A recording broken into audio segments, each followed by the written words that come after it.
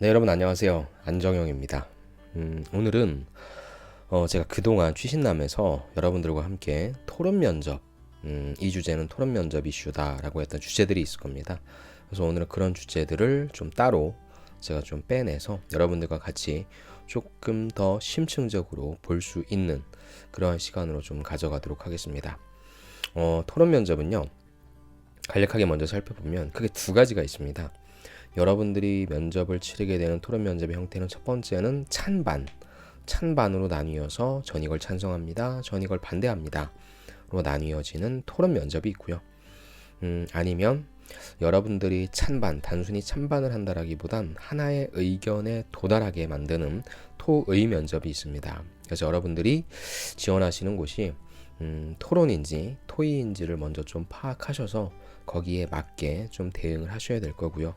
지금 제가 여러분들과 함께 보고 있는 지금의 이 콘텐츠 내용은 사실 하나의 의견에 도달한다라기보다는 찬반으로 나뉘어서 여러분들이 어떠한 주장을 가지고 가야 되는지에 대해서 간략하게 맛을 본다라고 보시면 좋을 것 같습니다. 아까도 말씀드린 것처럼 지금 보고 있는 것은 찬반의 토론이거든요. 그렇다면은 또 이 토론 면접의 형태도 두 가지로 나뉜다고 생각합니다.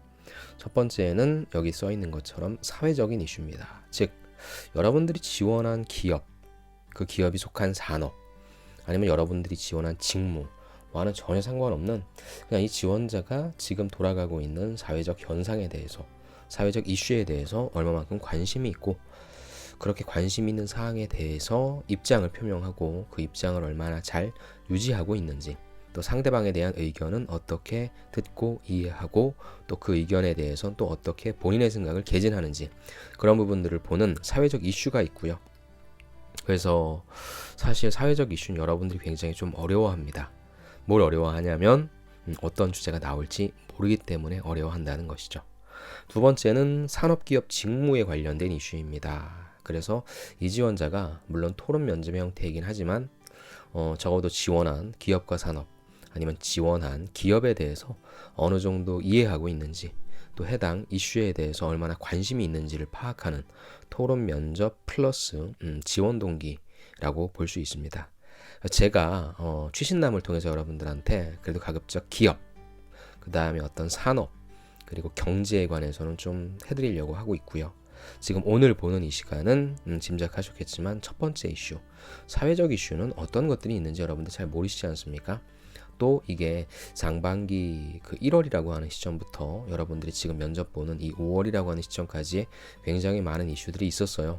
우리들이 좀 스쳐 지나가서 그랬지. 그래서 그런 것들을 저도 다시 한번 복기해 본다는 차원에서 산업기업 직무에 관련된 이슈라기보다는 사회적 이슈가 어떤 것들이 있었고, 이런 관점에서 찬성하고 이런 관점에서 반대한다는 개념으로 봐주시면 좋을 것 같습니다.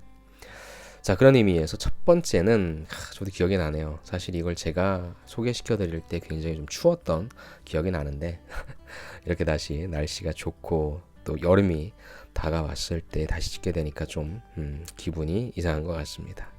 자, 아무튼 첫 번째 주제는요, 국내 첫 영리병원에 관련된 주제였습니다. 제가 누누이 말씀드렸고 오프라인 강의 때마다 여러분들 뵐 때마다 제가 말씀을 좀 많이 드렸던 것 같습니다. 첫 번째 주제, 국내 첫 영리병원. 사실 이거는 결론이 났죠. 이게 2018년도 12월 13일 날 났네요. 국내 첫 영리병원 허가라고 얘기해서 찬반이 나왔습니다. 어떤 내용이었냐면 제주도가 지난 5일에 중국 국유부동산 개발업체인 리디그룹이 추진한 녹지국제병원의 개원을 허가하면서 계속적으로 논란이 이어진 녹지국제병원이 국내에서 처음 문을 여는 영리병원으로 소개가 됐어요. 이건 뭐냐? 내국인 진료를 금지하고 제주를 방문한 이런 외국인 의료 관광객만을 대상으로 한다는 제주도의 조건부 개설 허가 방침에도 영리병원을 둘러싼 논란이 이어지고 있고요. 일각에서는 의료 투자가 늘어나면서 당연히 연구개발, 또 경쟁력 확대로 이어질 것이다 라고 기대도 했지만, 이에 대해서 건강보험 체계가 무력화된다, 의료비 상승도 유발할 것이라는 반론도 제기됐었다고 합니다. 둘 다 입장은 맞는 거죠. 그런데 결론이 최근에 났죠. 원희룡 제주지사가 녹지병원 개설을 불허했습니다. 그래서 일단 뭐 리드그룹 같은 경우에는 폐업하겠다라고 얘기해서 이미 사람들 다 뽑아놨는데 직원들한테 뭐 다 해고 통보도 했다. 언론상에 그렇게 나왔습니다. 그렇게 얘기가 좀 많이 나오고 그 최종 결정이 나오기 전까지 좀 많은 내용들이 있었습니다.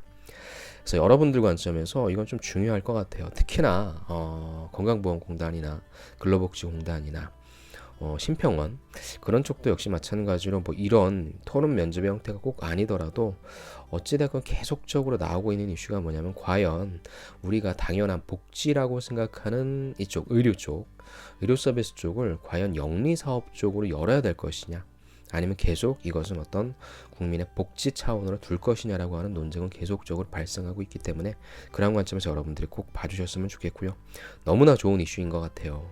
그래서 과연 그 면접을 설계하고 있는 채용 담당자분들이 이런 이슈를 저처럼 스크랩하고 있을 일은 만무할 것 같습니다. 하지만 이게 어느 정도 좀 떴기 때문에 여러분들 또 면접을 보는 그 시점에서 자료를 만들어야 되고 면접 그 질문들을 만들어야 될 시점에 충분히 논의될 수 있는 것이라 생각하기 때문에 여러분들이 이 자료는 꼭 보시면 좋겠습니다. 찬성 한번 볼게요. 이기호 인제대학교 보건대학원 교수님입니다. 이분은 영리병원을 찬성한다는 거죠. 병원이라고 하는 것은 소유 형태, 즉 이게 어떤 소유 형태냐 이것을 얘기한다라기보단 영리와 폐해 규제 마련부터 해야 된다. 이게 바로 이분의 논리인 거예요. 왜냐하면은 병원을 어디가 소유하고 있어야 된다, 병원이 어떤 서비스를 제공해야 된다라고 하는 너무나 원리 원칙적인 그런 얘기들을 한다. 근데 그것보다 먼저는 무엇이냐? 오케이. 영리화를 했잖아. 어찌됐건 영리화를 하면 좋은 게 있잖아. 그럼 영리화를 했을 때의 안 좋은 점, 그것들을 어떻게 막을 수 있는지 그 규제를 먼저 하자라는 내용이죠. 틀린 부분이 있습니까? 없죠.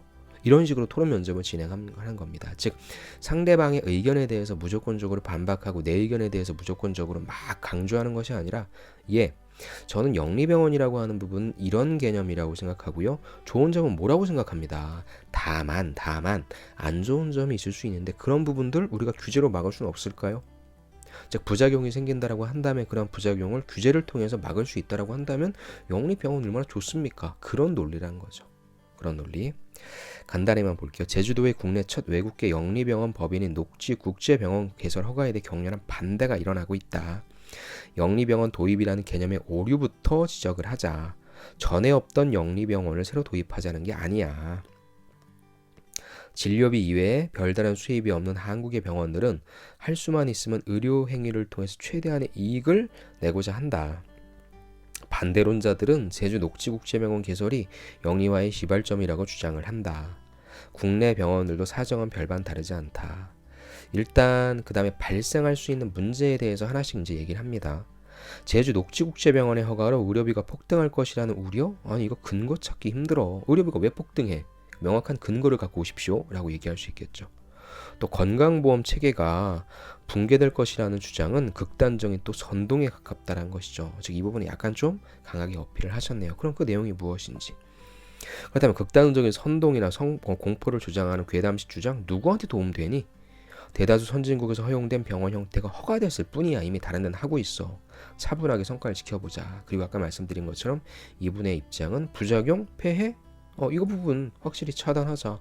그리고 어떤 부분에 부작용이 있고 어떤 부분이 있어 뭐 건강보험 체계가 파괴되고 이런지 자료 갖고 와라. 이런 내용인 거죠. 자, 근데 반대하시는 분은 여기 사진에 나와 있지만 박종혁 대한의사협회 대변인이네요. 건강보험 체계에 예외가 생겨서 그러니까 반대하는 쪽 입장에서는 당연히 제일 많이 강조할 수 있는 방안은 뭐예요? 공공성이란 거죠. 의료의 공공성이 약화될까 우려된다는 것입니다. 자, 우리나라 의료기관은 90%를 민간이 10% 정도를 공공이 담당하고 있어. 하지만 사실상 공공의료까지 민간 자본에 의해 운영되고 있지. 자, 이는 의료인 직업 수행의 자유, 의료 소비자의 자기결정권 등 기본권 침해 소지가 있어서 의료법 40조 1항 뭐 이런 것들이 제기된 적도 있다. 자, 이번에 제주도에서 1호 영리병원 개설을 허가한 것은 이러한 기존의 가치 판단과 질서에 대한 변화 또는 부정의 움직임으로 읽힐 수 있다. 안 좋은 단어를 쓰네요. 영리병원에 대한 성급한 논의는 전국민 건강보험 체제를 근간으로 하는 우리나라에서, 그러니까 오케이 말씀하신 것처럼 외국에서 이미 다 시행되고 있는데 우리나라는 뭐야? 우리나라는 전국민 보험 체제잖아. 건강보험이. 그래서 국내 의료제도 자체에 대한 붕괴를 유발할 가능성이 있다는 거죠. 영리병원에도 의료윤리 존재해. 하지만 기본적으로는 뭐야? 영리가 최우선이잖아. 전 요양기관 당연 지정 언제 하에서는 응급의료, 중환자 등이 적자가 나더라도 당연히 공공성이 있기 때문에 민간 의료기관에 강제하고 있는데 영리병원이 동일하게 강조할 수 있어? 없잖아. 그쵸? 우리나라는 단일 건강보험제도를 운영하면서 의료 공공성을 성공적으로 안착시켰다는 평가를 받고 있어. 그래서 이번 영리병원 허가는 너무 경솔했다. 이번 말씀 중에도 틀린 건 없어요.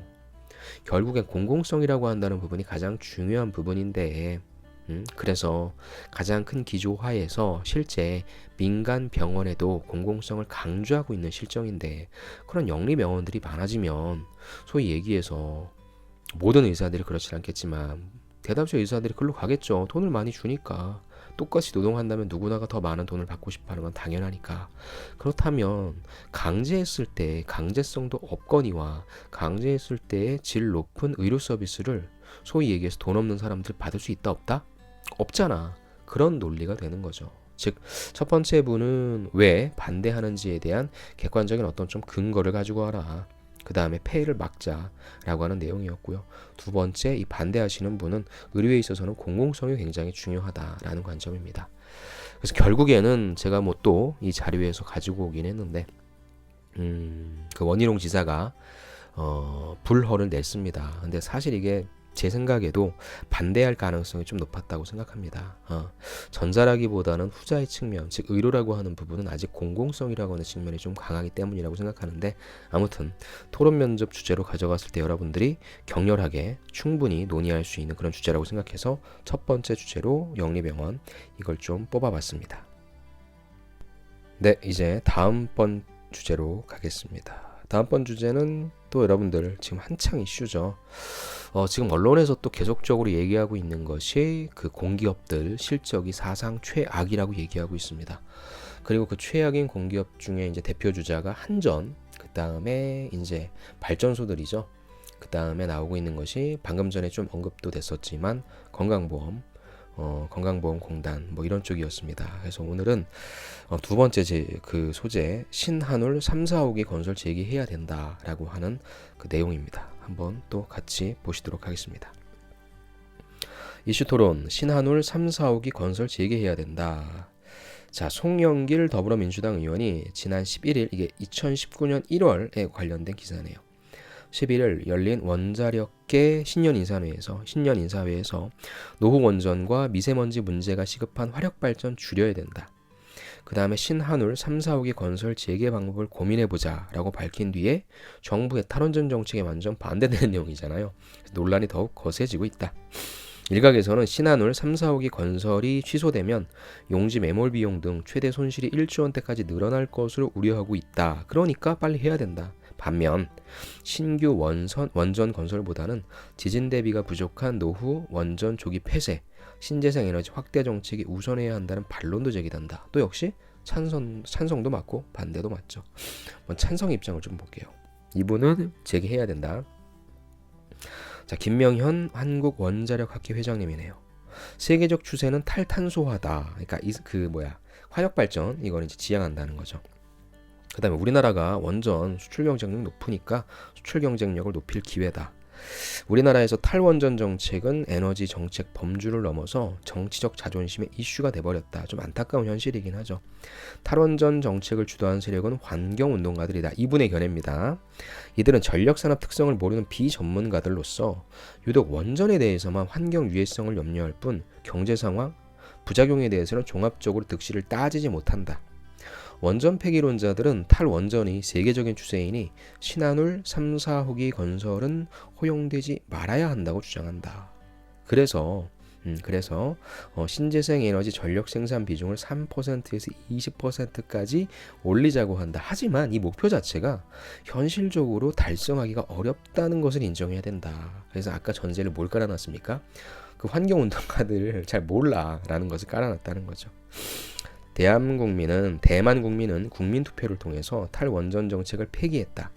활화산대에 위치했음에도 자국 원전의 안정성을 인정했다는 것이죠. 신한울 3, 4호기 건설 재개하면 누가 손해봐? 가스 수입하는 대기업들 이익 좀 줄 뿐이야. 그 대신에 이산화탄소, 미세먼지 배출을 줄이면서도 신재생 에너지를 확대하기 위한 경제적 지원이 가능해져. 환경운동가들이 가스 업자들과 연결된 것이 아니라면 정말 나는 원전 건설 반대할 이유가 없다라고 본다. 막힌다면, 그러니까 이걸 안 했을 경우에 생길 수 있는 문제점을 토론회 때 주장해 주는 것도 괜찮죠. 전기료 인상된다. 그 다음에 세계 인류였던 원자력 산업 실종된다. 일자리 상실된다. 이거 누가 할 건데? 라는 건데 실제 지금 언론에서 얘기하고 있는 부분들은 아까도 말씀드렸지만 실적이 너무 안 좋다. 탈원전에서 이제 발전소들이 전기를 만들어내는 데 있어서의 원자력이 아니라 다른 쪽이죠. 또 탈원전? 그러니까 화력발전소. 그 다음에 뭡니까? 신재생 에너지 쪽으로 또 가고 있잖아요. 화력발전도 이제 좀 많이 못하게 하고 있는 입장이니까. 그러니까 에너지를 하나 만드는데, 전기를 하나 만드는데 너무 많은 돈이 들어가니까 계속적으로 적자가 나고 있다. 그래서 다시 원전을 해야 된다라고 하는 입장으로 좀 가고 있긴 해요.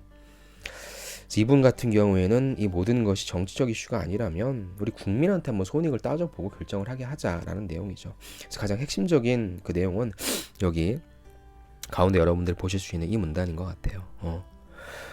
전기료 인상된다. 그 다음에 원자력 산업 세계 인류였는데 이거 우리가 경쟁력 떨어질 것이다. 또 수많은 일자리 상실, 이 부분에 대해서 얘기를 했습니다. 자, 그랬더니 이제 반대 입장이 나왔습니다. 안재훈 환경운동연합 대한사회국장입니다. 이분이 말씀하시는 건 뭐냐면 원전이 밀집한 울진의 위험이 가중된다. 지역 경제에도 큰 도움 안 된다라고 해서 그 지역에 약간 한정시켜서 얘기한다는 측면은 있습니다. 자, 대게와 송이, 금강, 소나무 숲길로 유명한 경북 울진에 원자력 발전소가 8개나 있다는 사실을 알고 있는 국민이 얼마나 될까? 1981년 울진 원전 1호기 착공 이후에 40년 가까운 세월이 흘렀지만 지역 경제는 원전으로 얼마나 나아졌는가? 오히려 9만 명이던 인구가 5만 명 수준으로 감소했다. 원자력 학회 등이 주장하는 신한울 원전 3, 4호기 매몰 비용, 또 지역경제 피해액 역시 과장과 왜곡이 심하다. 지역경제 피해액만 67조 원이라는데 이는 60년 동안 전기 판매로 인한 총 매출액이라 그 자체가 순이익도 아니면 오히려 이 지역에 오는 비용도 아니다. 이런 계산법이면 태양광, 풍력은 더 많은 매출이 발생해. 더 큰 문제는 안전이다. 이미 울진은 세계 최대 수준인 원전 8기가 밀집해 그 자체로 위험을 안고 있다. 후쿠시마 사고에서도 봤듯이 한 용지에 여러 개 원전 운영하잖아. 사고 났을 경우에 연쇄적인 문제를 일으킬 위험도 크고 대처하기도 어렵다. 일본도 많아봐야 한 용지에 2-3개고 후쿠시마도 4개야. 근데 울진은 그 2배를 운영하고 있으니 얼마나 위험하냐. 이렇게 되는데 정부 책임 크다. 그동안 지역 주민들이 일상적으로 배출되는 방사능 물질에 노출돼서 소변에서 3중 수소 나오고 갑상선 암에 걸려도 정부는 귀도 기울이지 않았다. 울진이 위험하잖아? 단순히 울진만의 문제가 아니야. 우리 모두가 위험해. 울진의 미래도 국민 안전도 모두 중요해. 그래서 울진이 원전에서 벗어나서 안전하고 지속 가능한 미래를 만들 수 있도록 정부 차원의 적극적인 배려와 지원 대책 마련을 요청한다. 제 개인적인 의견을 좀 얘기하는 건 아닌 것 같은데 여러분들 입장이라면 지금 찬성 쪽이 조금 더 시급하다고 생각하십니까? 반대 쪽이 조금 더 시급하다고 생각하십니까? 이것도 역시 여러분들이 만약에 울진 쪽에 여러분들 어떤 연구가 있거나 그렇다면은 당연히 후자일 거라고 생각하는데요. 대다수의 국민분들은 앞쪽이 될 거라고 좀 생각합니다. 왜냐하면 앞쪽에 있어서의 논리는 무엇이었어요? 이분의 논리는 원전 안 하게 됨으로써 입는 피해가 너무 크다라고 하는 부분, 좀 거시적인 차원에서 강조를 한 거였고요. 뒷부분은 그것이 아니라 다른 걸 통해서도 충분히 그만한 것들을 따라잡을 수 있다, 대체 가능하다의 논리가 아니라 좀 안타깝게 그걸 하면 지금 그 원전이 몰려있는 울진 쪽에 있어서의 지역 경제 나아진 거 없어. 오히려 이 지역의 피해가 커. 이 지역에 사는 사람들의 피해는 단순히 이 지역의 피해가 아니라 대한민국 사람들의 피해다라고 하는 논리가 조금 너무 거시적이고 한쪽은 너무 지엽적인 그런 논리라고 좀 생각을 해서요. 사실 이것도 어느 것이 맞다 틀리다는 논할 수 없지만 두 분이서 직접적으로 토론하는 어떤 이슈가 좀 맞지는 않는다고 생각합니다. 논점이. 그래서 여러분들이 만약에 하신다면 요 찬성에 관련된, 그럼 여러분들이라면 다른 쪽에 있어서 그쵸, 우리의 원전 경쟁력 기술은, 그러니까 이분이 말씀하시고 있는 것이 전기세 늘어나지 않을 거야. 전기세가 만약에 늘어난다 하더라도 그거는 원전을 가동하지 않았기 때문에 늘어나지 않는다라고 하는 내용을 준비해야 되겠죠. 그러니까 늘 항상 반대 논리를 준비하시는 거예요. 그 다음에 원자력 산업 실종되지 않아. 오히려 문재인 대통령이 돌아다니시면서 해외 세일즈 하시지 않냐. 그 다음에 일자리 상실도 되지 않는다라는 부분으로서 여러분들의 반대 근거를 얘기하시면 좋을 것 같고요. 요 안재훈 사회국장분이 말씀하시는 논리에 여러분들이 반대하시기 위해서는 아니다. 울진에 8개밖에 없지만 수많은 안전시설들이 있다라고 한다는 부분. 그리고 아까 어떤 부분들이 어떤 병을 얻었다, 어떤 이슈가 있었다라고 하는 부분을 꼭 그게 상관관계가 그것과 맞지 않는다라고 하는 논리를 필요할 것 같고요. 마지막에 얘기했던 부분이 뭐예요? 정부의 역할이 되게 중요하다고 하는데 정부도 뒷짐지고 서 있었던 것이 아니라 어떤 것들이 좀 있었다라고 하는 논리가 필요하겠죠. 즉 찬성과 반대의 이 이슈는 제가 여러분들한테 그냥 제기시켜 드리는 겁니다. 여기 있는 것만 플러스 시키지 마시고요. 여기 있는 것만 가져가지 마시고요. 추가로 플러스 알파 시키셔서 여러분들의 논리를 좀 가져가시면 좋을 것 같네요. 자, 이렇게 좀 지켜봤고요. 두 개씩 여러분들과 함께 토론 면접 관련된 이슈를 정리해 드리도록 하겠습니다. 네, 여러분들 오늘도 수고 많으셨고요. 저는 그럼 다음 시간에 또 다른 콘텐츠로 찾아뵙도록 하겠습니다. 수고 많으셨습니다. 감사합니다.